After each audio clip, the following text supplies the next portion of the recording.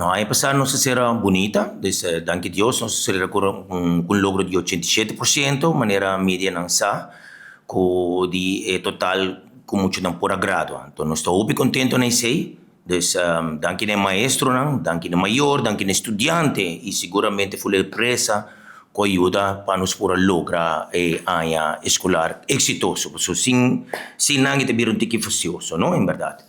E agora que, em verdade, nós está maneira, meu colega acabou mencionado, nós está na início para start, a escolar novo aqui, e com a energia nós está preparando para dar um estudante, não outra vez mais. Maneira aí aqui, maneira postura, nós está em ICT quadrenta, nós está em Temeren, nós está em Kok, nós está em Haster, nós está em Koki novo, tem bate novo, dus tudo tem cena, tem forma de escrevo.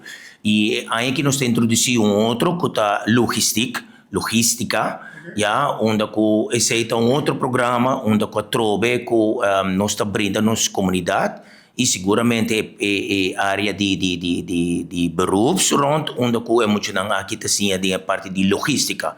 E me quero nos torça, o problema mundial que tinha agora aqui está completamente parte logística. Dus mais bem você o sistema, mais bem você preparar também para produzir terra, onde assim não pode trazer o reto não cutini. Nós também abre dia 24.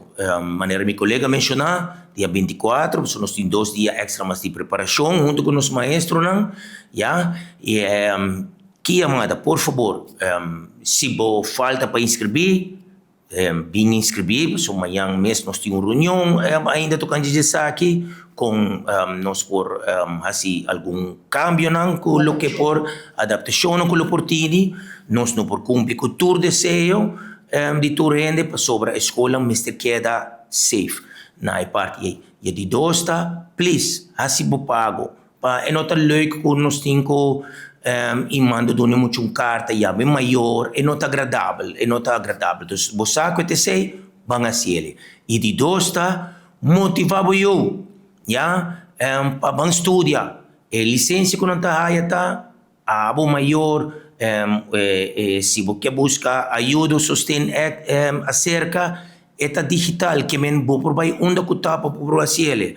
Então, vão assim ele. Então, quer ter contato com a escola, nós está zorg para ter uma boa relação com a área.